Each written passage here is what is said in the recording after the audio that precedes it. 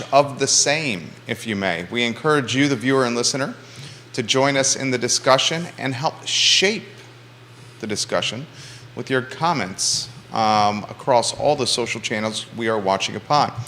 I see some of the comments coming in already via LinkedIn and Spotify, which we will get to here in a matter of moments. Judah Wickower is our director. We always give him props before we start the show. Lee, how are you feeling? Feeling good? Feeling fresh? Always love coming on the Friday show. Love when you come on the show. I don't think I've seen you wear that jacket before. It's a shorter jacket in length, which I appreciate and respect. You know, this is from Dashing. Oh. Leanna's store downtown. Have you been to Dashing yet? I have not. Yeah. There you go. Yeah. It's a consignment store. It's yeah. Very nice. Was she a Community Investment Collaborative graduate? Yep. Look at you supporting the CIC. Always support CIC I've businesses. noticed that. You might be, is it, her last name is Becklin? Ryan, her best customer at Botanical. I'm going there right after the show, yeah. How did I know you were going over there right after this show? Quentin Beckham, before we start, how are you feeling, sir? I'm doing good. Yeah?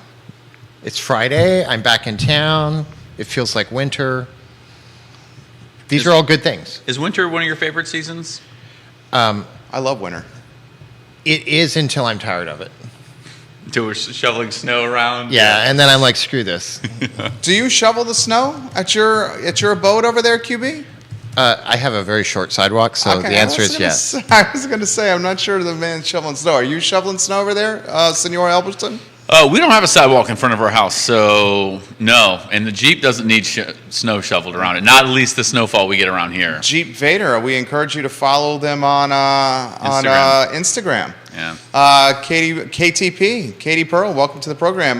My wife is ready for our son to be born. I think you can undoubtedly relate. What's the due date? Tuesday. What? Yeah. Wow. It was almost go time yesterday. But the instruction was to go home and rest and wait for more narrow windows with those contractions, which is always fun when a man tells a female that, especially when we're a few days away from go time. Yeah. Judah Wickower, my friend, we can rock and roll when you're ready.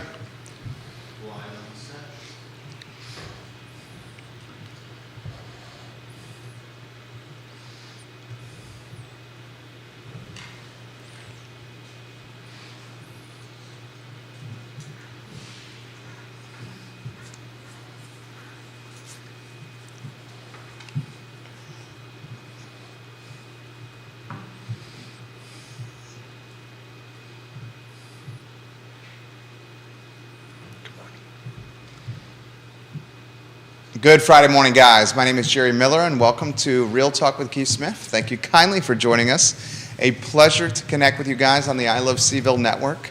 We're presented today by the talented, the high character, the undoubtedly supportive Keller Williams Alliance, KWA, a name you can trust in Central Virginia, frankly across the Commonwealth, Keller Williams Alliance. Judah Wickower is our esteemed director, and today's panel will be quite different in look and perhaps accent and or vernacular than you've come accustomed to enjoying with Real Talk with Keith Smith. There will be no Brooklyn or Queens accents today, no mustaches, and actually we do have a pocket square. We have two pocket squares. There will be we do have a bike rider on set as well. He's kind of scruffy. He trimmed it. Let's go to the panel. I guess here's my point. Keith Smith's not here. He's out of town. Quentin Beckham is here. Lee Elverson is here. We have three guys on set that like to have a good time, that work their tails off, that play hard, work hard. I think that embodies the three of us quite well. Oh, yeah. And we like to talk, and we like to champion this community. So first, I'm going to stop talking. I'm going to get out of the way and highlight my friend Quentin Beckham, who I haven't seen in a minute. Que pasa, chico? It's been a while, hasn't it? How are you, my friend? I'm doing good. I'm not complaining. Yeah? Lots of travel. Just got back from Orlando. Yeah, give us a flip book of your travel. Listen to the frequent flyer miles this man has built. Yeah, he's been my everywhere. Gosh. I can't even keep track anymore. Orlando was great. We caught Nicole, so landed on Monday. They shut down the airports on Wednesday, and Nicole came through. My first hurricane. Never been in a hurricane before. Did you go to a hurricane party? Do you no. know what a hurricane party is? Yes, I've read about them. We had a bar in the hotel, but they closed everything. They were like, just go to your rooms. They were like, you're not from here, just go to your rooms. And Really? And I woke up at like every hour and a half all night long, and I went outside, looked around. And you It were was very completely interesting. fine, right? We were. Yeah, Yeah. we were not along the coast, which really got hammered. Lee Elberson, I haven't seen you for a few weeks, although you popped in, was it 2 days ago? Popped in Wednesday, yeah, because I knew Alex had his show Thursday, and so We were on a Zoom call associated with our kindergartner and his potential future. And there was nothing better than seeing Lee Elberson pop in while my wife and I were on a Zoom call over there. He dropped a engagement gift off for the very distinguished and well-read Alex Erpy of Emergent Financial Services. Shows the man's generosity and spirit and his support of his amigos. How has your life been since we last spoke? Well, despite the events of this week, it's been life is great right now. My in-laws were visiting last weekend, and they are some of the hardest working people I know. My father-in-law patched all the drywall in our downstairs basement. Oh, that's right. I forgot that was Patched happening. it, painted it. It looks just like it did when we moved in. And my mother-in-law, Were you punching holes in the basement? we had to have some foundation work done. So they Okay. ripped out, Quentin saw it. I mean, they ripped out 3 feet of drywall across the entire basement. So he did all of that. He organized our entire unfinished basement, bought us a toolbox, organized all the tools. My mother-in-law raked the whole front yard, weeded, planted like probably 2 or 3 dozen bulbs, and so the front yard looks great. Meanwhile, I didn't really do much. Actually, I mounted some. You know, hearing all this, I was just thinking, I was out of town. They could have stayed at my house. And I am proud of you to finally have a firm foundation after 20 years of trying. I was about to say, I feel like there's some subtext there, right? You heard that, didn't you? That was loaded with context. Oh yeah, that's a Loaded Quentin with comment context. there. Yeah. No guilt for Lee Elberson as the in-laws were grinding around the house and you sat in the lazy boy feet up, No, that's drinking not a scotch. True. I was mounting gutter guards while they were Okay. doing that. I was like, I got to do something. So Okay. yeah. The gutter guard mounting is legitimate hard work, my Yeah. friend. Legitimate hard work. All right, so a lot we're going to cover today. Let's start with QB with rates dropping, now sub 7%. Don't you guys have a bet writing on this? Let's see, Kevin Yancey, Kevin Higgins, and Scott Morse do. There's a very good bottle of, I believe, Ragged Branch bourbon, a local bourbon, which is very good on the line. The Kevins anticipated the rates getting to 8.5. Scott Morris said, "No way, Jose." Yeah. The close of the deadline for the bet is close of business 2022. They're not going to get to 8.5. I think we certainly see that Scott Morse is going to win the bet. And depending on your credit score, Quentin Beckham, they're sub 7% right now. I think like 6.5, 6.6. Yeah? Yeah. That's a big drop. And we're seeing a lot of 1 and 2 year buy downs. So if you're selling your house, it's a nice way to sort of incentivize a buyer. And so it's a fixed rate mortgage version of an ARM. So the seller can pay towards your interest for year 1 and year 2, and that reduces your payments for the first couple of years in the home. Makes it easier to get settled in and do the things like buy furniture and repair things and that sort of jazz. You know, Quentin says this all the time. We have such short-term memories, right? We think, God, the interest rates are so high compared to what they were at the beginning of this year. But They were. historically, we're at historically low interest rates, right? And speaking of things I say that nobody remembers, I listen to you. I listen to you. yeah, and I'm not sure either of your lives are proof that that's a good idea. So there's, remember a ways back we were talking about how although mortgage rates are loosely connected to all of the things the Fed are doing, they're really sort of a valve. We had a bunch of mortgage applications come in when rates were still 2.5%, and the banks bumped them up to 3.25% to slow everybody down. So in the last 6 weeks, mortgage applications are down 45-50%. Wow. So in reaction to that, you're seeing the banks further detach and dial rates down. And that will continue to happen because when you have a lot of product sitting on a shelf, you discount it. That's right. And so Look at that. He's made a retail comparison with the loan application process. A very fair comparison, my friend. And so I think as we see these applications really coming down, with inventory coming down, the disconnect between what the Fed is doing and what mortgage rates are doing will become greater. And there's just every indication that that's going to go on. We were also talking about people that are afraid of buying now because prices are not coming down as quickly, and that is a trailing indicator. It takes a while for the prices to sort of catch up to the reality of the market. And at our current rates, if a home that a year ago was $450,000, you can today get for $425 at the current rates. Your payment only goes up about $80 a month. So what do we attribute? It's perception, though, right? There it is. That's what it is. Yeah, and that's what I was asking you about before the show started, is how do you ease buyers with that perception? Because they think, oh, but it's not going down fast enough, or the interest rates are I think are it's higher a than they were earlier. media-driven narrative. You know, To some extent. But also they remember. I have a group of friends that I hang out with, and we like to play board games. And in many of these board games, You have a board game group that I Should we haven't been highlight invited Bert to? and Elena? no, Bert does not play board games. This Okay. is a completely different group. Elaine and I play games together. Okay. But we don't talk about that much, and we can't have anybody else in the house because we tend to shout obscenities at each other. and then- Okay, I like your Laugh shout. and Those kind of board Denial. games, yeah. Yeah, Any, yeah. any table flipping happen in these board games? No, her table's way too heavy. Way too heavy. But we've been known to say really, really terrible expletives to one another and flip Sounds each other fun. off. It's great fun. Kind We of enjoy game it Jerry immensely. wants to be I involved want to be in part of that game. But in this group, you can screw each other in these board games, and so oftentimes somebody to my right, Tommy, will do something that offends me, and so then I have to spend the rest of the game making him suffer. And because I got all focused on this and had an emotional reaction, I often lose the game because there are moves I could make that would move me further ahead, but I'm so focused on getting even that I don't get in first place. And that's what most people are doing with mortgages and home prices right now, is they're getting really focused on an emotional reaction to something and wanting desperately to fix it as though they can turn back time and undo it. And they're missing other opportunities that if they could take a deep breath, get a really good advisor, really look at their budget and what they can afford, there's always ways to be a winner, and you're never even going to have a chance if you don't get in the game. So I got to correct myself. It wasn't just a bottle of Ragged Branch bourbon. No, there's a different bottle in there. Kevin Higgins says it's first batch Ragged Branch very bourbon. high.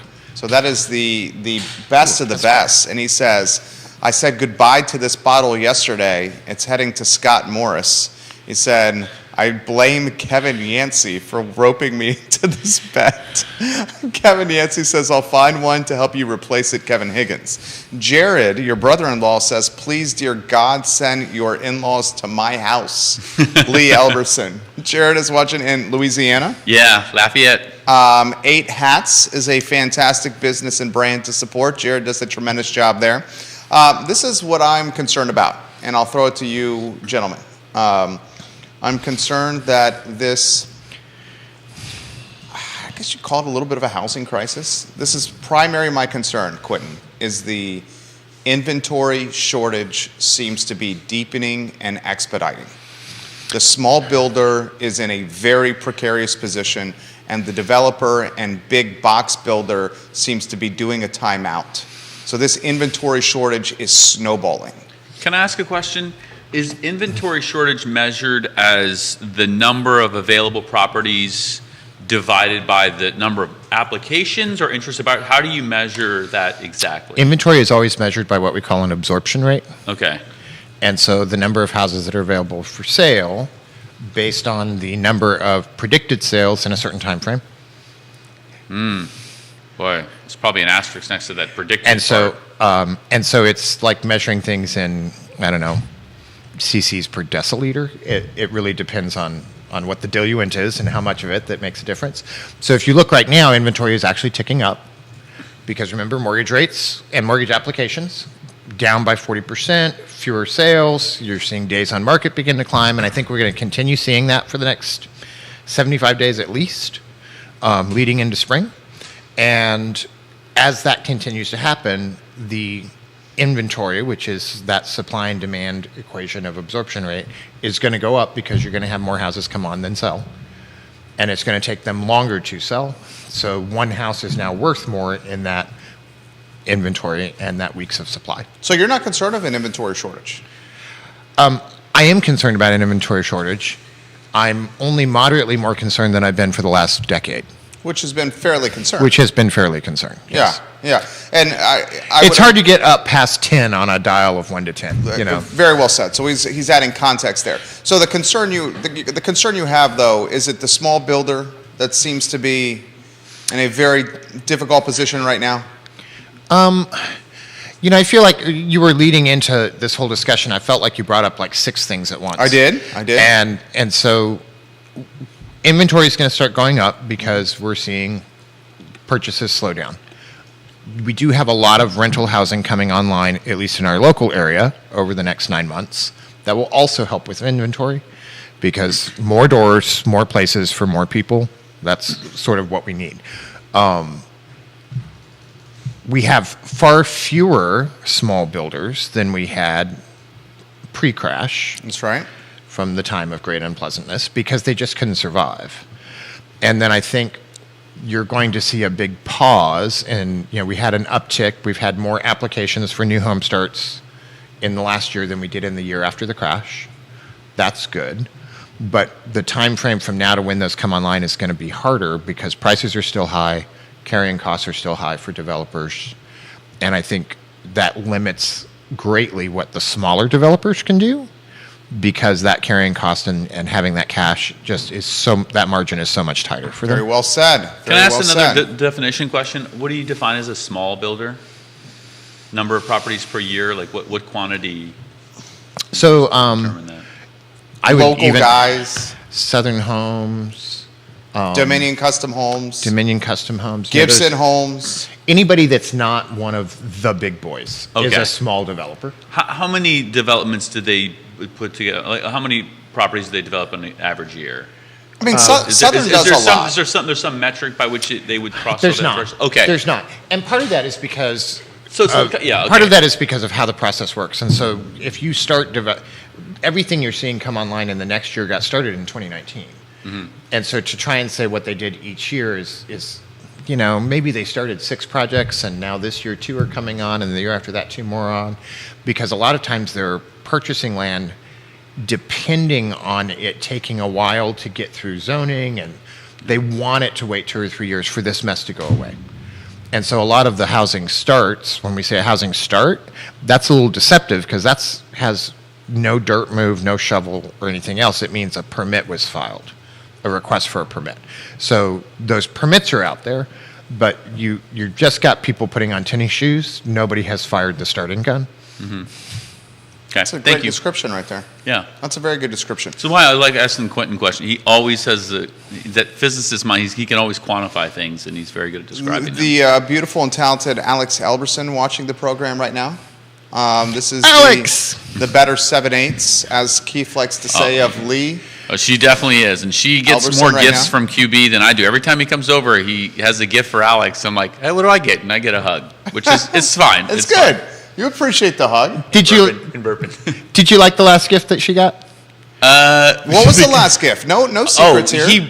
Suzanne Reel, welcome to the show. We love you, Suzanne. Scott Morris, hello. You mean the candle to put shame to all other candles, the bonfire candle? Oh, no. There was Oh. one after that. Remember the day we had to move furniture and you Oh. were conveniently tied up?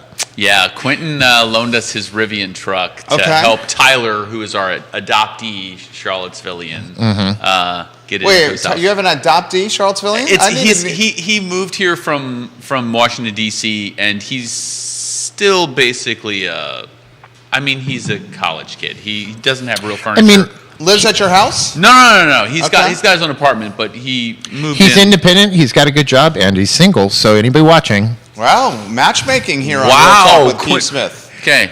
Matchmaking you know, with Real Talk with Keith Smith. message Lee separately. He's got photos and a little CV. I'm gonna be his dating. Actually, that's fair. Yes, if you want to be set up with Tyler, let me know. He's gonna be so. You could super be your own mortified. service. He might be watching right now. He's gonna be mortified that we're talking about. So let's stop. We'll call you Linder. Tyler, if you're watching, let us know. Jump in the feed. We're happy to connect you with a date this Friday night at Alley Light over cocktails if you'd like. This question has come in, and it's a reference from a previous show. Alex says we're turning him into an adult, Lee. Yes. Turning him into an adult. Alex is Lee's better half. This question's from Grayson. Alex, aren't you referencing- tired after having to do that with him? And now you're taking on another? What is this need for projects? Hey, this project's almost done, okay? or it's at the point where she's not going to see any more progress. I should say it's not done. Bullshit. I would say you can't teach an old dog new tricks at this point. That's well played. Well played, gentlemen. Grayson has said in a previous show, Keith referenced the bright economist. I'll add some context. Her name is Dr. Lisa Sturdivant. And Keith referenced that housing is going to move to a halt potentially over the holidays into Q1. What does Mr. Beckham think of those comments? I think I can totally see that. And frankly, I'm looking forward to a break. I would be okay if we slowed down for the holidays. And here locally, that is what we used to do. There were very few sales, and they were usually the ones that people just had to have closed before the new year for tax purposes or some other reason like that. And then you had sort of a lead into spring where most of the moving in the market happened. And so I think you're going to see that come back. And I know that that feels like a dramatic change, but it's really sort of a return to seasonality that we're all expecting. I think it's going to feel more impactful because we're not going to have a sudden rebound in inventory. It's just so low. It's just so very low. So I would expect us to sell somewhere across the country in the range of about 4.6 million homes in 23, which is dialing back the volume of sales or the number of transactions to 2018 levels. Multiple folks are highlighting the fact that you have a Rivian. I do have a Rivian. Okay. We know, and if you watch the show or this network of any capacity, you know Quinn Beckham is a automobile or vehicle man. And EV. He's an EV guy. He's an EV guy. He's on his last 3 vehicles I'm are doing EVs. The last the chitter- last 5, but The last chitter chatter was an Audi of some kind. Is that in the garage? oh no, there was a Tesla in between the Audi. Oh. Tesla Model S Plaid. Then there was Okay. an Audi e-tron RS, e-tron GT, and then before that was the Porsche. No, Oh, that was a loaner. That was a loaner. Okay. Before that was the regular Audi e-tron, of which I had 3.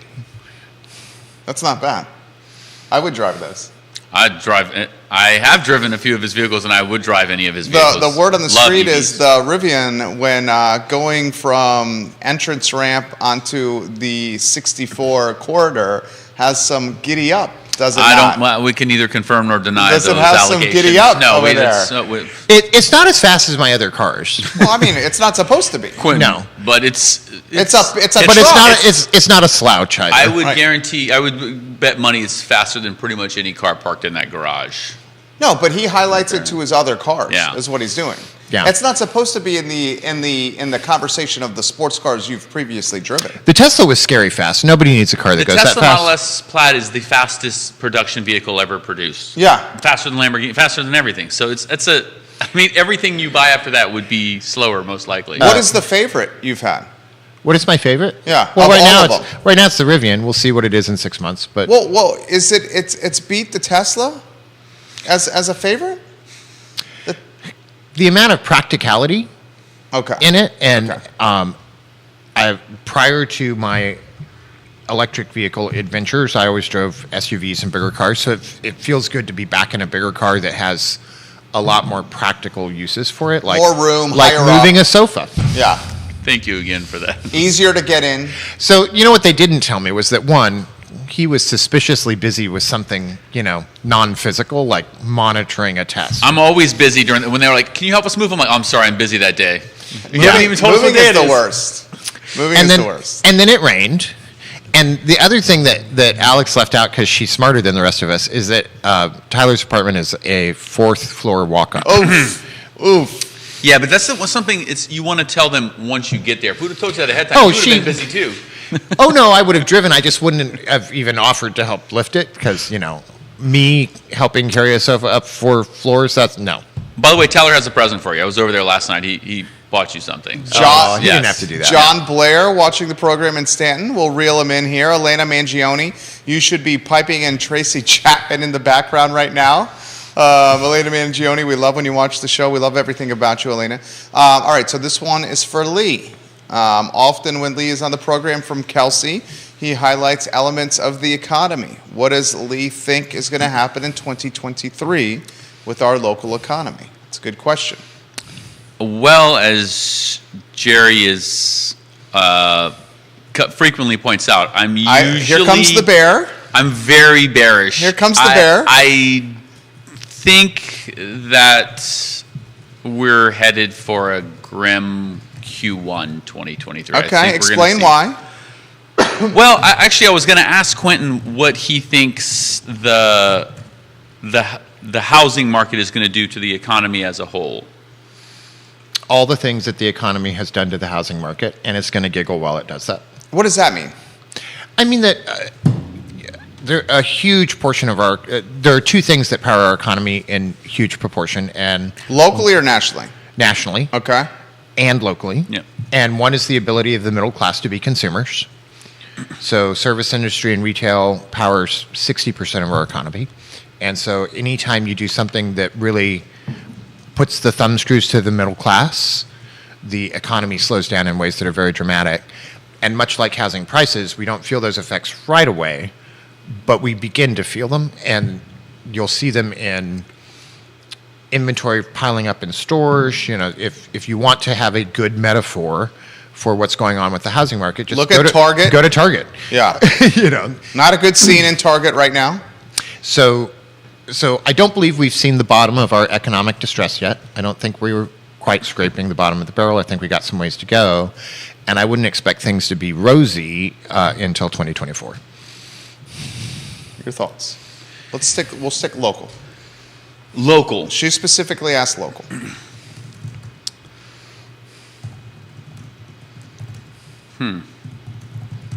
Well, I think in some ways Charlottesville is not entirely shielded from. A bit insulated. I would say insulated is probably a good word, because insulation, especially for heat, just means that it delays the effect, right? So we are going to feel the effect, but it's going to be later than expected, and it might be in some diminished capacity. So are we going to see, retail stores continue to fail?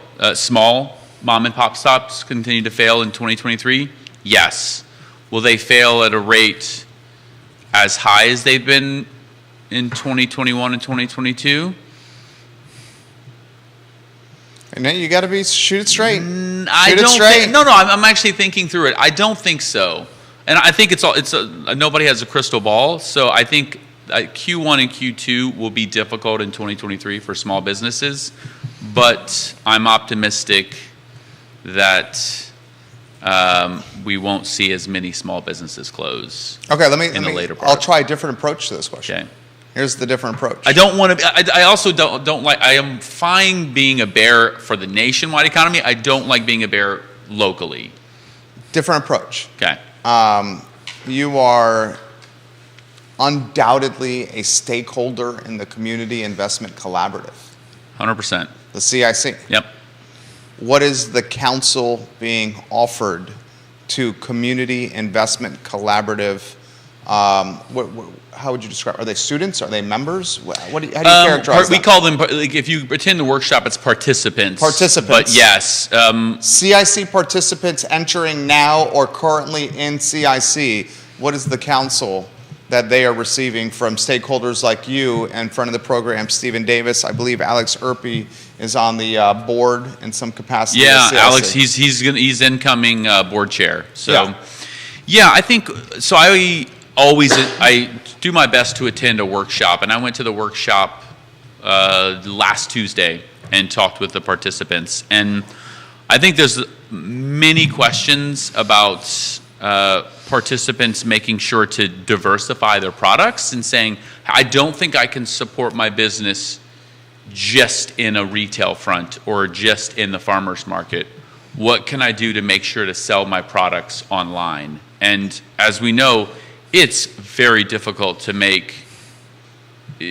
to build a business, to build an e-commerce business online. You have to I mean, you need to market, you need to do things much differently than you do in the farmer's market, which a lot of times happens by word of mouth, and those interactions happen organically. And so we have been encouraging businesses to leverage all the resources at CIC and engage in as many community events as possible, because my hope is that what we've seen happen to some of the smaller retail shops is that the community members in Charlottesville will say, you know, I want to support a small business instead of buying things online. I'm not immune to this. I realized that we bought our cat food on Amazon. It was on Amazon Subscribe and Save, and I stopped by Animal Connections in Ix and thought, why am I, like, I'm paying, like, probably saving $2. Why am I not just going and supporting a small business? And so I think CIC is doing a good job of reaching out to community members and saying support small businesses, but small businesses also need to meet the community members halfway and say, what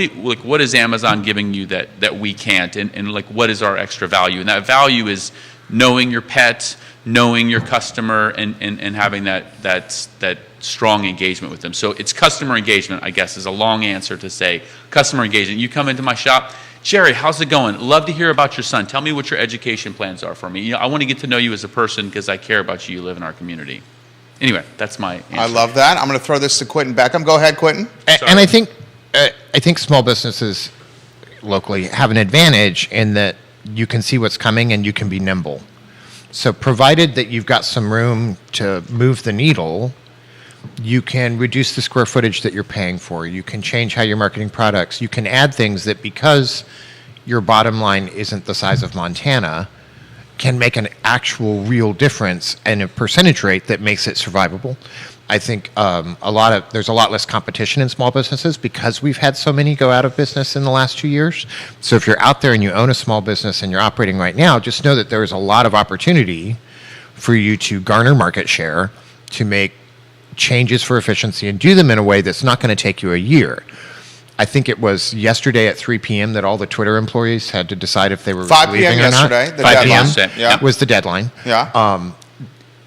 Anything that's going to happen with a company of that size to deal with economic pressures takes months and weeks and tragedy to go through, whereas everybody that's listening that owns a small business has real opportunity to make changes in a way that are seamless, fast, and really effective. And then if they don't work, do something else. I like it. I like it. You want to offer a perspective here? No, I 100% agree with Quentin. We've talked about this many times. I think that is one of the benefits of being a small business owner, is that you determine the direction of the company. And yeah, you don't have a board to go through. You don't have a slow-moving machine like you do as you get to a large company, 100 employees or more. You can't just turn the wheel and say, you know what, we're going to offer a new product line next week. It has to go through years of development. And so I think being nimble and listening, talking with your talking with your customers is so important, because what you think you're delivering as a business owner, I think many times I'm like, this is our product, our service is exactly this in my head. And I talk to our customers and they're like, no, this is how I perceive it. And I think, wow, we must be doing something wrong, because it is not coming across how we thought it was going to come across. And so you only get that when you get that feedback. So talk to your customers, listen to what they want. And my best piece of advice is, whenever I talk with a customer, my last question is, imagine I handed you the keys I gave you the keys to Claiborne and you were CEO. What would you do to make our company better? And what it does is it removes any guilt of saying, like, hey, we think it's a great company. How would you make it better from your perspective? And you get real insight from that. So this really gets me excited. This is primarily what I do each day. This is the bulk of my time, is consulting with small businesses. You bring up Animal Connection. Mm-hmm. She's been a client for Patty, right? Patty Zeller, Yep. almost 8 years. She's great. And I think what Patty Zeller at Animal Connection has done is omni-experiential retail. And omni-experiential retail is a service-based business that's just not associated with moving product from shelves. You can go into Animal Connection and you can wash your dog. You can go into Animal Connection and you can get your animals groomed. You can go into Animal Connection and you can get knowledge on the product that's being sold on the shelves. You can go into Animal Connection and you can get photography with your animals. They have cookouts at Animal Connection. She had an SPCA event on Saturday. Fundraisers for Yeah. nonprofits at Yeah, Animal she did a Connection. homeless event on Wednesday, right? Yeah. Exactly. So what she does is she provides services not associated with Amazon. Anyone can buy a product online, but you can't get your dog groomed on Amazon. You can't get your dog photographed on Amazon. And I would say that's paramount for the small business owner to survive in 2023 is to create omni-experiential retail. Happy Cook is a great example of this. You go into the Happy Cook, you can have a cooking lesson, and you can use the products that are for sale in the store and figure out whether you like them. And if you like them at the cooking lesson, you can buy them. Can't do that on Amazon. Those are the ones that survive, and I agree, Quit, I'm going to throw this to you, and more comments are coming in on real estate, which we'll get back to. I agree that today's consumer, today's retailer, today's small business in 2023, unfortunately is going to have less competition locally, which could give them an opportunity to gain share. And I think that very much could be the case for real estate and agents going into of course. 2023. Of course. So I'll throw that to you anywhere you want to go. What's your take on how 2023 is going to play out, QB? I think it's going to be hard. I don't think anybody's going to walk around loving it. We still have not seen unemployment tick up, and you will know that we have not reached the bottom of the barrel, because the bottom of the barrel will be when that starts to really tick up, and it's going to. Everything that we're seeing right now, just the witch's brew of supply chain issues, war in Ukraine, and economic stuff, is leading in that direction. So things are going to be harder, and here locally, both as small businesses and residents, you can see it coming and you can do things to fix it. You can manage your personal expenses. You can, if you're in a small business that's like restaurant or retail, remember that every square foot you need to treat just like you were putting a tenant in it. And are you getting all your money back out of that lease? Because that's one of the things that is a big cost that you can't get out of. Some of the shops that I walk through that are small business shops, they have a lot of floor space with nothing in it. And I would just challenge them to find things that can make them revenue out of that floor space. If you've been in really good, busy restaurants, you're sitting New York style, close to your neighbors and your friends there, and also do things that really highlight your connections to the community. We have a very generous community here, and many of our small business owners give back and partner with community events. And I think that's a really good thing to highlight, to remind folks that are local that they're not just buying cat food, getting a good meal, or a gift. They're also reinvesting in their community, and it will come back around. Yeah. Very well said. Very well said. There's been an educational question on the feed for Lee Alberson, which we will get to in a matter of moments. I want to follow up with Quentin over there. Do you see a shrinkage in agents in 2023, Quentin?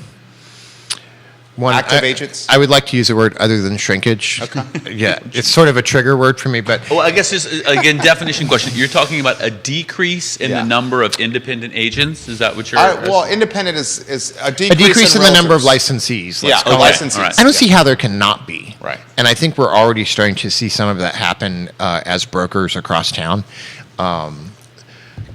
There's just, last time I checked, there were 62,517 licensees in the Commonwealth. How much was that? 63,517 licensees in the Commonwealth. I might be a little bit off on that number because it's Dang. been a while. That's a lot. And there were 34,000 homes for sale 2 months ago. Now, granted, not great all stat. of these people are actively selling. They're brokers, they're managers, or maybe they're retired, some of them. They're educators. There's a variety of ways to use a license that don't include buying and selling homes. But it's just not enough to support people. So I could see, as with any industry, the pace picked up, the volumes went up, we gained licensees. Pace is going to slow down, the volume's going to go down, we're going to lose licensees. And much like the small businesses we were just talking about, if you're an individual agent working on your own in a brokerage, or if you're running a team of agents, just like we were talking about, there are many, many ways for you to secure the market share that you've always had and pick up more. I think So- you're in a good position, and why I think you're in a good position. You were super smart with this, and I'm giving you genuine props here. The Keller Williams Alliance brand is a known brand. I think We try to be. Yeah, KWA is a global brand, and you also did a really good job of vertically integrated the business with property management, with title, and a number of other divisions that are in this umbrella company. And I think the ones that may be in a tougher spot, and just this is coming from me, the ones that might be in a tougher spot, perhaps are the ones associated with brands or firms that don't have the recognition that a KWA may have. And I think what's important to us as a brokerage is to set a stage whereupon agents can perform successfully and fully without having to worry about lights, curtains, and sound system. And if you're out there on your own and you're having to do all that other work, it takes away from your performance with your clients. We are fortunate in that we have so many really incredibly good agents that are smart, talented, and care deeply about the clients that they serve, and they remember that. And I think Katie Pearl's one of them that's watching, and She's there's watching. Courtney Dickinson, there's Tara Savage, and they have a history in the community, and they're really invested in the community, and they're raising their families in the community, and they know they're going to see their clients over and over and over, and they do their damnedest to take care of them. It is our job as a brokerage to provide all of the supporting services that let them do that 100% of the time, as opposed to only 50% of the time because they're worried about everything else. Sarah Hill Buczynski, she's Howard Hanna agent. She's talented. She says same with lenders, what you're saying. Same with lenders. There's a lot of lenders who have gotten into the business in the last couple years who are in real big trouble right now. Well, I think, Her husband, First Heritage Mortgage. you asked what is housing going to do to the economy and what is the economy going to do to the housing. These are all interrelated things. And we talk a lot about how new construction, housing starts, and housing sales really power a lot of local economic growth. And you're seeing all of that slow down. And so it's going to have all of those consequences for all of this sort of stuff. Sarah's completely right. And I think mortgage brokers, agents, title companies, real estate attorneys, all of these services really have to do all the same things we were just talking about with the local retail, with local restaurants and local small businesses. You have to really look at what your return is, because you no longer have all this money to throw around, and what is valuable to your consumer, what's valuable to your business in its primary value statement, and really focus in on those things. If everybody out there that is a small business owner just keeps the market share they had last year for the next 6 months, they're going to be sitting pretty when this all turns around, because it is cyclical and it will all turn around. Lee Elberson, I want your take on this. Jason Can Cook is I ask watching. you a question real quick about the lenders? So these small lenders, they don't own most of the loans for a long period of time. Do they package them and sell them after? Lenders are liaisons. Okay. They're brokers. Yeah. Okay. So they're brokering the mortgage, and we have insurance brokers as well. Also, a business can be affected by this. Home inspectors infected by this. Home inspectors, Big time. Some Class A and B contractors. There's a lot of things that are going on, but the mortgage broker or the insurance broker gets your information and feeds it into a system that gives you 1,000 options, and then they help narrow down, well, this is impossible, these are possible, and what's the order of priority. Much in the same way we get what they need for a house and we start pulling up houses that match. So you have insurance brokers that are doing the same thing, you have mortgage brokers that are doing the same thing, and that ability to really tap into a wide array of potential services ends up giving the best result for the client, because they're not, if you go to Allstate, you only get an Allstate quote. Right. And I'm not saying there's anything wrong with Allstate, Yeah, you're but not it's throwing just an shade. example. Yeah. Whereas mortgage brokers, insurance brokers, real estate agents, we're looking at a wide variety of options to see what best meets your need based on the priorities that you give us. Daniel Pettit, Real Estate Threes, Mustache Dan Pettit. Quentin is a polished broker. He is a great asset to the community. He's giving you some props over here. Thank you. Maggie Gunnels of the Gunnels Group watching the program. Hello, Maggie, and good morning. he's highlighting this, and this is what he's highlighting. Outside of government contracting in the Commonwealth of Virginia, real estate is the second most influential driver of GDP in Virginia. And that's a stat. That's fact. That's a stat. Government contracting is number one. Real estate is two. Real estate undoubtedly is, I think this is fair, in the eye of the storm right now. I think that's fair right now. I mean, you got Fed Chair Powell saying he would like to soften this industry in multiple meetings. I agree with what you said, that this area is somewhat insulated. I'm very curious to see how inflation could potentially drive wealthy individuals from larger markets like we saw from COVID and continue to send them here, and how that could potentially protect Charlottesville and Central Virginia even more real estate-wise. But, my antennas are up right now, Quentin. And I think what you're seeing in real estate markets, so, we talk a lot about, Lisa Sturdivant was sharing data about increasing inventory, increasing days on market, prices being not bad but less strong. They're no longer the Incredible Hulk, which we still haven't decided what we are yet. Yeah, we'll get Judah and I have been trading Judah's some input. ideas. Okay. Yeah. I was leaning towards Homer and Marge Simpson, but he told me that he disqualified them because they don't have any superpowers. So I think all of the things we're seeing now about price reductions, about inventory changes, we're already lower priced than we were a week ago because that data is old. It's rear view mirror data, and if you are in the driver's seat looking out ahead, prices are already softer. Nobody's losing their shirt, but prices are already softer. Inventory is already going to grow. Days on market is growing, and we can all see that actively, even though I can't put it together in a white paper for you in a way that is statistically significant and provable with a 95% confidence interval. I'm still right. And most people can feel it, but it's going to take time for it to really settle in and become the norm and the expectation. What's the, and you jump in here. Anytime you want to jump in, something's tickling your fancy, just jump in. What's the concern you have, take from a real estate or realtor standpoint? The ones that are fresher to the game, perhaps the younger ones, the ones on the older age of the spectrum, ones associated with with firms that don't have the name recognition or institutional brand legacy, like a KWA. What worries you here? Are we talking about real estate agents individually? Yeah.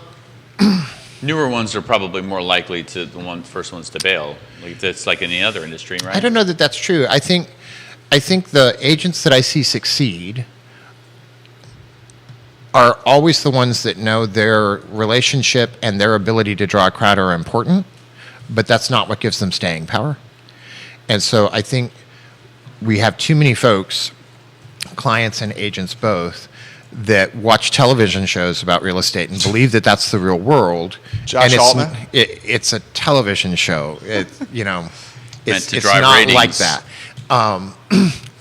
They can be fun and interesting to watch, but it's a television show. Yeah. So you do need to have the ability to connect with people. You do need to have a value statement. Why am I any different than anybody else, and why am I worth what I pay for, what you pay for me? And you need to be able to express that, because the vast majority of agents in the Commonwealth are worth what they're paid, and they do have a really good value statement, and we need to be able to get your attention and outline it in a way that is understandable, and then live up to it. And then you have to do that over and over and over. You don't want me to be your agent because you're going to move to Charlottesville and we're going to become best friends and I'm going to show you all the best restaurants. You want me to be your agent because every time you have a real estate transaction, you're going to get the same great service as the first time we met. Does that mean that we can become friends and do some stuff together later? Maybe. I don't know. I have a lot of friends. I'll put names at the bottom of the list, and if people fall off the top, we can talk about it. But you're not hiring me to be your friend. You are hiring me to walk you through a very complicated transaction, keeping all your priorities in mind. And in a real estate transaction, your realtor is the only person with a legal fiduciary to keep your best interests at top of mind, even ahead of my own. we have the same fiduciary to our clients as does an attorney. That is the only person in the whole transaction that has that. That doesn't mean the other people are bad, but you immediately get somebody with skill and experience that has done something hundreds of times that you might only do twice, 3, 4, 5 times in your life, who even has to do things that are poor for them sometimes or give you real advice. I can't tell you how many people I've said, don't sell your home right now. This is not good timing, and maybe you should look at fixing up or adding on because the rates are really great for that and the prices are super high and you've got so much equity and you're still got a young family. Make the home you're in better, which is often true. And I'm surrounded by agents both in and out of my brokerage who will give that same best advice, and that's what you're hiring us for. That one commission that is earned on the transaction is a single premium for 5 years of service. That advice is probably a lot easier the bigger your portfolio is. Oh, if you're a agent And the getting most started, deals and you do. you have one, if you have 1 or 2 on your plate, yeah, I think in principle that argument, I think it's a lot easier to stomach. You just don't. It probably doesn't. I mean, in reality, it just doesn't matter to you. So it's a lot easier for you to trust your conscience. Would you agree with that? But we're talking about what agents are going to survive, and it's the ones that can stomach it and can tell the truth all the time. And in the end, when you do the right things, the money follows. What do you do? Okay, so a follow-up question. Are you going to see a lot? How many agents in Carr? I don't know off the top of my head. I want to 1,000 say plus? 1,200, let's say. Yeah, I think it's like 1,200, right? We're all in agreement here. We're going to see a lot less deals. What's the agent going to do to supplement income when a lot less deals are happening? And what's the rule of thumb? Like 10% of the agents do like 75% of the business? Isn't that generally a rough That's statistic? probably a fair estimation. Think about that, Lee. But not every person has a real estate license and practices as a realtor Sure. to live that way. I've called them Yeah, I was hop- going to ask. Just give me a ballpark. What percentage of realtors have a other hustle, like a side gig, or maybe real estate is their side gig? a lot. Of the 1,200, what percentage do you think? I don't know that I know the percentage off the top of my head. Okay. But we What know I- it's a lot. What I will tell you is we have in our brokerage and in our larger franchise, we have an entire track on turning income into actual wealth because people forget that they're the same thing.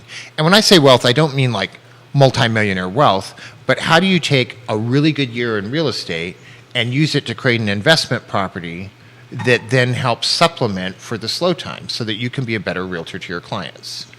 And what do you do with the extra money that you make? And in small businesses, there's just a real tendency to be really bad at budgeting and being a business person. And so a lot of that process has to happen immediately and really be stuck to even more carefully when things are really good, because that's what will carry you through when things are not so good, and keep your value statement secure. And so if you entered real estate 3 years ago, if you entered being a loan officer 3 years ago, if you started selling insurance 3 years ago, and you just were rolling in it and buying new electric vehicles every 6 months or doing something insane instance. like, buying a house that needs a new foundation or getting married or other dumb things people do. And and you thought that that's what your life was going to be for the next 10 years, and You're you hurting. lived exactly at the edge of your means, you're going to be in a bad spot. Yeah. And so all the things that I want agents to do to be secure and that we offer training on and that I want to support them on and we help them make P&Ls and budgets and what is your value statement, because I don't want to hand you one. I want to know what you really offer, and let's work on that. All of that stuff is the same way middle class survive inflation. It's the same way they survive interest rates. You have a budget, you stick to the budget, you have a reserve, you stick to keeping that reserve, you avoid impulsiveness, and you make sure that when you're spending money, it is either for a necessity or for something that gives you a return on that money. And that's true no matter where you're at, whether you're a tutor, whether you're doing marketing, it doesn't matter. That's true wherever you're at. I'll say, first of all, that's a great program to have for your agents to help them turn a good year into long-term sustainability. that's unique to you. Small business owners, I can tell you from experience and having spoken with hundreds of small businesses, there's a rationale to why a good year doesn't turn into long-term wealth. Because as a small business owner, if Claiborne has a bad year, guess who the last person to get paid is? I mean, I have many years where I'm like, God, 3 employees made more than I did this year. And when I have a good year, I know that thought is, you know what, I deserve to treat myself to something nice. I'm gonna, or at the very least, I'm gonna pay off some of this credit card, or I'm gonna do this, and you do it impulsively. And so having an organization that helps you resist that impulse to do that is great. How the small agents, that's why my argument is the people who haven't been in it long, not only do they not have that training, they probably also don't have the resilience to stay in that long, right? This is why most businesses fail in the first 80% of businesses fail in the first 3 years. First 3 years. And then those that survive, another 50% fail in the next 2 years. And so probably the same thing, I would be surprised that the same thing doesn't hold for agents, right? It's a very similar small business mentality that you have to overcome. Can't see the forest through the trees. Yeah, and having the structure to be able to train your employees to it's for long-term invaluable. wealth is great. And even some of the best agents, we focus so much on That's why I what think the established brands like yours are the ones that are going to gain the Why market doesn't share everybody and work going to do for well. That I I'm saying sincerely that in mean jest, this. but it's part. I mean, having that is extremely important. And I'm not trying to throw shade at the other ones, but the systems aren't in place or the processes are not in place like you guys have done. And I've seen it firsthand with some of the guys or team members on your team here, guys and gals. Some of the smaller brokerages where maybe the split's a little bit different are not offering this kind of like, what do you call this? Knowledge base. It's it's Education. retirement there's planning, investment tracking, all that goes into it. A lot of small businesses, and real estate is one of these. When you stop working, money stops coming. So Time in, money out, sort of thing. Yeah. So This is what where we you're going want to highlight the rental property, the investment property. So what we want to do is we want you to understand that path that money takes, so that your entire livelihood is not dependent on your sales performance, and we start using that money to create opportunities and to create income that may not be passive, but is not dependent on your full-time work. Because at some point, you're going to get to be my age and older. You might even get to be Keith's age if you're really lucky. And Wow. and you're going to want there to be some horizon or light at the end of the tunnel where you don't work as hard as you have to for every dollar that you make. And that requires not spending every dollar that you make while you work as hard as you do, and knowing what to do with it. Perfect. And Well said. And that path of money is very important. And anybody that's out there in a small business, whether it's an agent, investment broker, Hairstylist, Be Just, whatever it is. Tavola, Yeah. whoever you are, I mean- that needs to be your end game. And you can't depend on selling your business to somebody to make that happen, because a lot of your business depends on you. You're the brand. Yeah. And so when you step out of it, it loses that value. So And- what are you doing with the money you're making that's going to create value and have a retirement plan for you? I want to say this, and this is coming from like real life experience, the three of us offering this perspective here. He's diversified his business into a number of different firms. You got Claiborne, you're a part of 8 Hats right here. I do consulting You on the consulting. side. Yeah. Okay, I mean, look at the advertising agency is how we got into small business. We launched a podcasting network and have a large rental portfolio as well. So the idea is to diversify streams that help make you through times of hardship here. Gary Palmer is highlighting this comment, and I'm curious, GP, if that's car only. He says, I checked a few months ago and saw 4,500 or so agents in our local MLS. Yeah, that's not car only. And the MLS, you can have a designation in the MLS that's not necessarily a human. That's right. Because you can have DBAs. So we data share in our local MLS with Harrisonburg Association's MLS, with the Greater Augusta MLS, and through many counties with Bright. Right. And so you're going to see some overlap. So if you want to look at the actual number of licensees in an association, I would look up the membership roster for that association. Car. Carr, Yeah. Harrisonburg. And if you want to know the actual number of licensees in a state, you can do that in a really complex way on the DPOR website. I will say this, Gary, that we're managing the brands for a lot of folks that are a lot of businesses that are CARB members, and we're sending content to the CARB members routinely for these businesses, and we have access to the e-newsletter contacts that come with that membership, and the number is somewhere between 1,000 and 1,200. And that 1,000 or 1,200, a lot of them are not actually practicing realtors. A good example, friend of the program, who I believe is coming on Monday, Woody Fincham, is an appraiser who has a realtor license. He is a member of CAR, and Right. and I think the numbers are not relevant. I think the thing Gary and I are both pointing out that we agree on is that there are more agents than we expect there to be business. Right. And I think every realtor association across the country is expecting a reduction somewhere in the 15 to 30% range. Right. Absolutely. And he also agrees that it's about 10 to 15% that are doing the volume in real estate. That's probably right. Yeah, that's probably right. Lee Elberson, this question has come in. It's an educational question Okay. from a father of a kindergartner. And this is a precocious kindergartner. Okay. This particular kindergartner is reading and performing at a 5th grade level. Wow. Significant. And the father is asking, and it's Mr. Yancey, the father is asking, should we be utilizing tutors because there's not the challenge currently present in a public school setting for his 5th grade daughter? Yeah, that's a great question, and one I've gotten frequently in the last few years especially is when you have an advanced student, what resources do they have? There's many charter schools around the country that are meant to feed in advanced gifted students. We don't currently have a school in Charlottesville capable of handling this.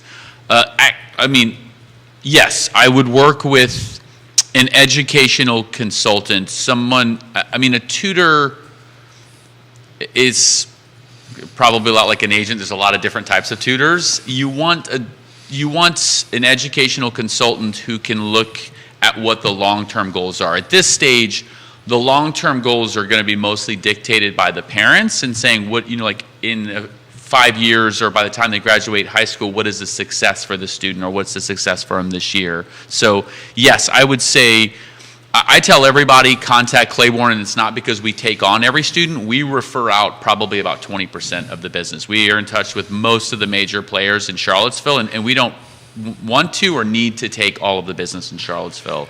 And so, yeah, I think contacting a firm like Claiborne's is a great first step because you can have somebody one-to-one help this students really reach their maximum potential. And then if you have a tutor working with them, many times I've been asked to write letters on behalf of the student to the school system to say, this is what I think justifies the student skipping a grade or the student moving into this specialized program. Because they do have specialized programs at the schools. They just are very limited and you have to be at the right school for them. So that would be my advice. Very good answer right there. Yeah. From Lee Elberson, per usual. Thanks. I have a trivia question for Quentin, which I don't know the answer to, but I know you do. When did MLS start? Oh gosh, 100 years ago or something? I don't know. over 100 years ago. Over 100 years ago. What we currently call the MLS, which is just an offspring of the broker cooperation. I'm having a hard time saying that word. Cooperation, yeah. Thank you. Hang on. Hold on. Have some more of that coffee, yeah. Gets things going. Which was the agreement between realtors way back in time in Chicago that I wouldn't only let my buyers buy listings from my firm, I would help them buy listings from your firm too. So before that, it was okay. Sprang into. I got that for you on a quick Google search. Quentin, you're right. Can I take a guess? Sure. 1907. The practice was common in the 1880s and 1890s. Shortly after the end of the 19th century, the term multiple listing was in use. It is mentioned as an activity of boards of realtors as early as 1907. You did some research on that. In the 1920s, multiple listing had become widely accepted. Been around in a significant period of time. it's evolved. I mean, at one point it was a book that you guys carried around in a very tight, safe. They were faxing and dog-earing and labeling and tabbing and... So before that, when you would go to a person or an agency, it was only to get access to listings that they had like ownership of or had made some sort of agreement with? Well, I mean, before there was ways to travel data around in nice little packets, yeah, you kind of shopped for it in the same way you might. A catalog. Yeah. I mean, it was you literally did it with a book. Think of how recently you can buy a car online. Yeah. How long has it been? I mean, I bought a Rivian online. You did? Did you test drive it? Yes. Okay, so you Not went, the one I bought. Okay. I did read something. I think the majority of Rivian owners buy them sight unseen. They don't test drive them. I mean, Correct. Which is did we crazy. ever anticipate that we would be able to buy a car in a vending machine Could like you- Carvana? Think or, about that. Or did you ever expect that you wouldn't go to a lot where the actual physical car you're going to buy is? Mm-hmm. And now it's moving. And so, you know, MLS is sort of the same thing. It's just ways to share the data faster in a broader way, in a way that can be tracked, that helps us better honor our commitment to fair housing and equitable housing. It's a good thing. It's great. We haven't been doing trivia. We used to do trivia a bunch on this show. I'm actually fascinated with the cover on your laptop. I want to touch your laptop. Alcantara. Yeah. Yeah, it's very. Yeah, it's, Ray Cadell, I'll get to this comment in a moment. Sarah Hill Buchensky highlights Dr. Dawn Anderson Yep. as a potential solution for Kevin's daughter. I can vouch for Dr. Dawn Anderson. She was a tenant of ours for 2 years, and I firsthand saw the positive experiences coming in and out of her office. Ray says to Quinton, I go back to meetings back in the day over breakfast with other agents where we would share flyers that had to be made by an actual printer because there was no desktop publishing, and that's how we sold real estate. Yeah. I mean, think about that. Going to Tip Top with flyers that were done at third-party companies, printers, taking those flyers from third-party companies to a breakfast setting and trying to showcase and promote and market properties then. That's how it was done at one time. That's crazy, right? Blows your mind. What's the future of real estate hold? At some point, is there not going to be agents? Are you just going to? Is everything going to be just a We don't want. interfacing? I'm sure Quentin doesn't want to hear that. Well, future. people ask me the same thing with tutoring. At some point, our tutor is going to be obsolete, and I say no. In the industry, there's a personal touch, and maybe it's not a binary thing, right? Is there some percentage of it that is going to eliminate?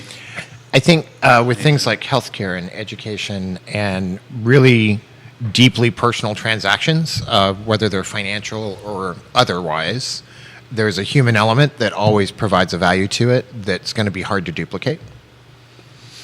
I agree with that. Lee, I can There's see certainly a little doubting over there by Lee Alverson. You're giving the doubting energy that I'm reading and feeling right now.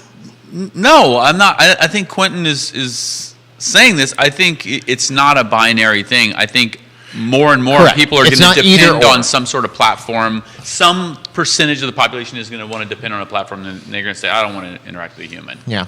But that's a small percentage, maybe. Arguably. You think so? I think so. Yeah, I think so. I think we saw that with the Zestimates and I can say this, I don't want to get you in trouble here. I'm not an agent over here. Okay. We saw this with Zestimates and say Redfin. That concept struggled mightily to the point where Zillow has closed a division associated with this. So I want to drag back from that a little bit and just remind everybody that there's white lies, there's damn lies, and there's statistics. Okay. And the idea that statistics tell you the whole story is really false. I think I'm going to give you props for that. You know, I can show you data that we pull that's public information from online that tells you 3 houses in a row are worth the same thing. What you need a human for is to know Eye test. Context. who owns a lawnmower, who took care of the Conditions. house, Yeah. you know, which one flooded when the lake overflowed, and was it fixed and was it fixed well? And there's things that lend themselves to non-human interactions online that are quite agreeable. And there's just a lot of things that are not those things. And they're mostly the things that are central to our lives and our happiness. You know, if you want to let a robot that learns from AI do your appendectomy, there's options for that. On the other hand, how do you feel about that? And what are the questions you have that it's not going to answer? And if you've tried to find complicated questions online, or did you ever talk to Siri or Google or Alexa, and you want to know a really specific thing and it keeps giving you a dumb answer? Very weak AI, yeah. It's we're not in a place with AI or computer systems where humans can be removed. Will we be there someday? Sure, not in my lifetime, but Some people might argue whether or not that's true. I tend to think the same as you, that AI is far from being able to provide context. I would say everything that you talked about in terms of expertise has to do with context. So when somebody says, hey, I can go to Khan Academy and learn everything that your SAT program tells me, I say, no. You can, if you're asking whether the content modules are available there and given an infinite amount of time, you could learn the same thing, yes. But the amount of research it takes to go to it and to be able to adapt to what the client needs can't easily be replaced. Same as what Quentin is saying is sometimes the client doesn't know what they need or don't need, and they need somebody to ask them those questions back. Right? If you look for a very specific thing, you could probably find that specific thing, but you don't have the context of knowing whether that's the right fit for you. And I think that we forget our own psychology, and much like dating, often the thing we're attracted to is not the thing we need. And so getting what you want and getting what you need does not have to be mutually exclusive, but finding where they overlap usually requires a human. Well said. I love it. Gentlemen, you've made the show absolutely easy. A host is only as good as his guests, and you guys are stellar guests. I would love an opportunity to offer you some closing thoughts. I would very much encourage my very well-dressed friend over here, Lee Elberson, to establish a Facebook page with his name on it. I believe one is in the works over there. Yes, Jared has asked me 3 times this week. I'm going to set it up this weekend. It's God, fun. It feels like something guttural is just like... I'm tagging Quentin Beckham in all these posts, but I can't tag Lee, if you've noticed. Mm-hmm. And I would love for you to be able to see all the comments that are coming in that are quite positive. And I think, frankly, you have a voice and something to say that is valuable to the community. I appreciate that. And frankly speaking, when someone Googles Lee Elberson, which I encourage everyone to Google Lee Elberson right now, they will see Lee Elberson and the I Love CVille show. Yeah, exactly. That's great. They'll see Lee Elberson. That's the awesome. I Love It's CVille show. good for you, and then I don't have to do any extra work. Let's see here. Let's go with some closing thoughts, though. Quentin Beckham, you have quite a few agents watching right now. Maggie Gunnell says, fantastic thoughts today. You're getting props from Sarah Hill-Buchensky. Ray Cadell's giving you some props. I count 7 different real estate firms, team members watch today. Show is yours, QB. We've been talking a lot about small business and local and community and ways in which we support our community, and it's definitely been a week where that's heavily on everybody's mind. There's a vigil tomorrow where there used to be a football game, and although we are not unique, we are close-knit, and it's been something that folks have felt. And although we're experiencing a loss, I would just encourage people to remember that if you do believe in a soul, the things that give your soul substance are the acts of kindness, the love that you give, and the community that you support. And that is a way for all of those folks that we've lost to continue to live on and to do those things. So just support one another, continue to support your community. That comes in a lot of shapes and forms. And maybe take a deep breath. Be a little kinder. I know that we talk about how bad things are going to be, but they're not that bad. And our lives are not that bad. So hang on to one another a little bit tighter this weekend, and remember that there are ways to be the opposite of the things that have been so difficult. Beautiful. You got to follow that, my friend.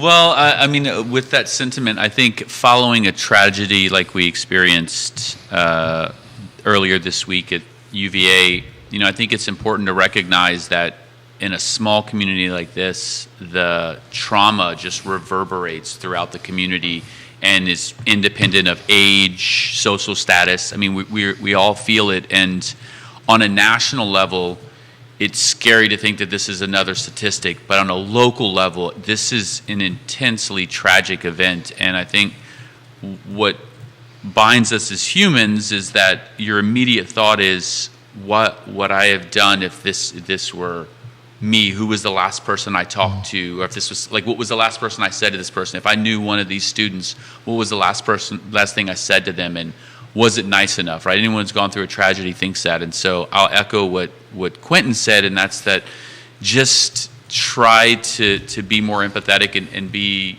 kind to everyone around you, and realize that if somebody is, upset with you, most of the time there's so many things that are going on behind the scenes that you don't know, and you just may be a vent for that, and the best thing you can do is just let that person vent and say, what can I do to make your day better? We are in a community-centric town. The nonprofit density here is higher than anywhere else in the country, and what that means is that there's many people in Charlottesville that care about making this a better place. And so just show the love in Charlottesville.